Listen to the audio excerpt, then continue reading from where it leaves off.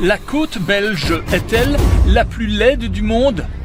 De la Belgique à la côte la plus laide du monde. L'expression s'est même allongée au fil des titres des journaux. La plus laide du monde. Nous nous rendons sur place pour mener l'enquête. Ce titre est-il mérité ? Et qui en est l'auteur ? L'avenir touristique de la côte belge se joue maintenant. La déferlante de mépris s'abat sur la côte belge depuis maintenant plusieurs mois.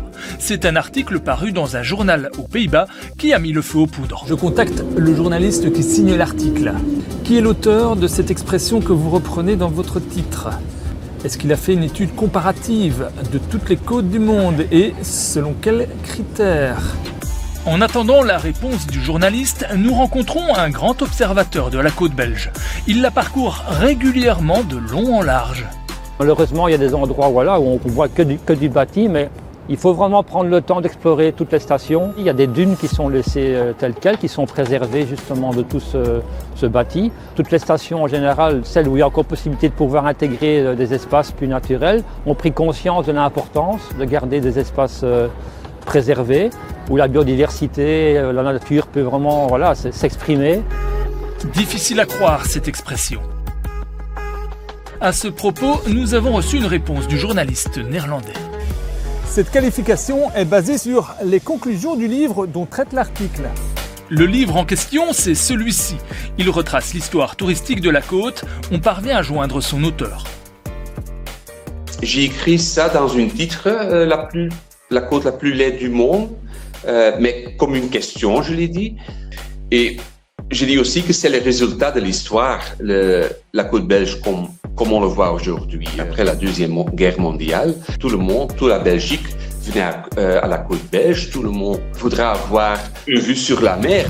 Au fil des sacs et des ressacs, l'expression la plus sale est venue s'échouer sur la plus laide. L'association de Tim regroupe aujourd'hui plus de 8000 nettoyeurs de plage bénévoles. Leur action a débuté il y a 8 ans. Well, here, for instance, there was a lot of mattresses, a lot of pallets.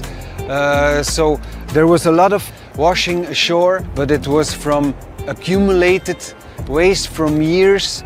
And then we started and cleaned everything up in a couple of years. And now the graphic is quite stable.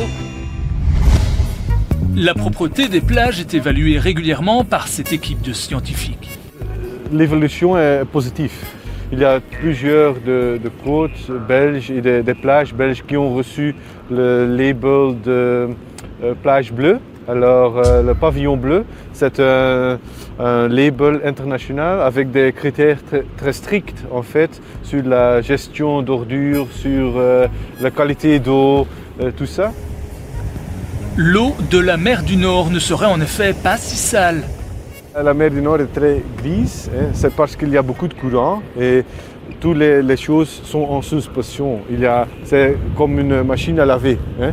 La mer Méditerranée, là, c'est plus clair, l'eau est bleue, et on peut voir les sédiments, tout ça et les animaux. Mais en fait, c'est plus pollué que la mer ici. Des classements des plages les plus sales et laides du monde existent. On n'y retrouve pas la côte belge. Le journaliste néerlandais qui en faisait la pire ne répond plus à nos messages. Son point d'interrogation oublié ne marquera pas, on s'en doute, la fin de 2 siècles de tourisme.